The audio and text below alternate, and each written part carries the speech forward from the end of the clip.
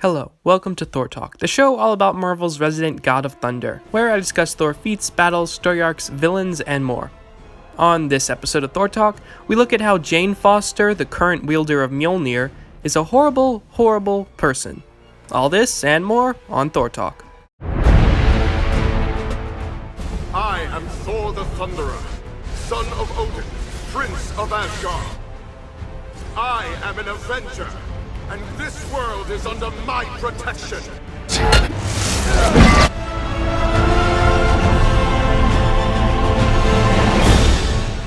Whosoever holds this hammer, if he be worthy, shall possess the power of Thor.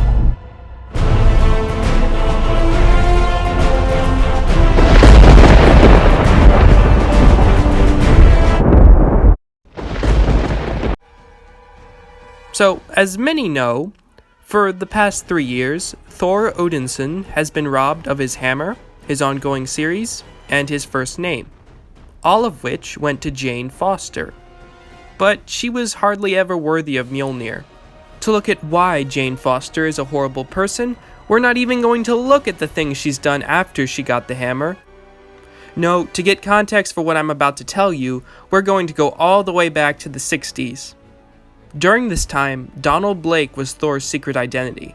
Blake was a lame doctor, and Jane Foster was his nurse. Now, Thor/Blake was deeply in love with Jane, but Jane flip-flopped between being in love with Thor and being in love with Donald Blake. That is, until Thor revealed that they were one and the same. Then Thor took Jane to Asgard in order to marry her, so Odin turned her into a goddess with the powers of flight. Jane flies for a bit, but then freaks out, forcing Thor to rescue her.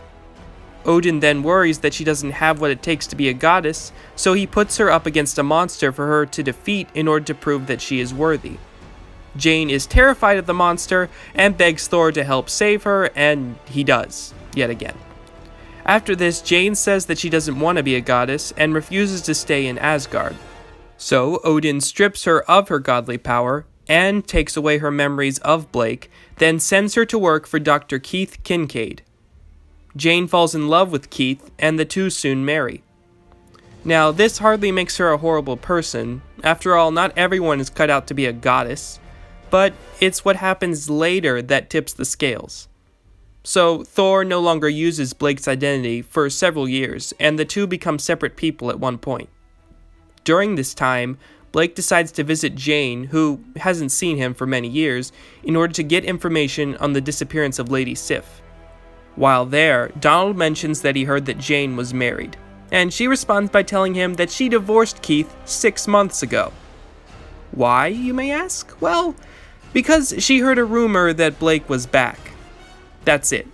One rumor that an ex-boyfriend may be alive, and she dumps her husband, who she was quite happily married to. Oh, and did I mention that they have a son? His name is Jimmy, and Jane couldn't seem to care less about Jimmy. Jane says that she will almost definitely lose custody of her son because she filed for a divorce without a good reason. And after saying this, she says that she would do it all over again. Jane justifies this decision of, abandoning her family, saying that she did it because it nearly drove her insane, not knowing whether or not Blake was real because she had her memories wiped. So, of course, when she heard a rumor that Donald Blake was real, she just had to abandon her family because it nearly drove her insane, not knowing whether or not he was real. That could be a decent argument, if it were true.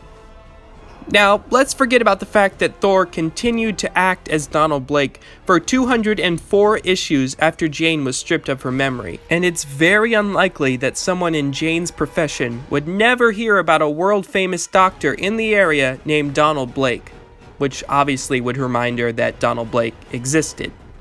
We can forget about that because Jane admits that she remembers the whole thing in Thor number 476. She meets a fake Donald Blake, who she believes to be real. "Oh, hi, Jimmy. Sorry, your mom apparently doesn't love you." And she tells fake Blake that the memories that were taken from her slowly came back to her, and she now remembers everything. So Jane either got a spontaneous second bout of amnesia, or she is lying to Blake when she gives a reason for abandoning her family. Now, notice how in the comics, Jane doesn't visit, mention, or seem to care at all about her son or ex-husband. Jane Foster, the imposter, is not worthy at all. Well, that's all for this episode of Thor Talk. If you want to keep up with Thor Talk and all Thor-related news, follow Thor Talk on Instagram at Thor Talk. You can also keep up with and support Thor Talk by simply subscribing. Once again, I'd like to formally state that all art and videos owned by its respected companies, and I own none of it. With that said, see you next time on Thor Talk, where... You'll behold in breathless wonder.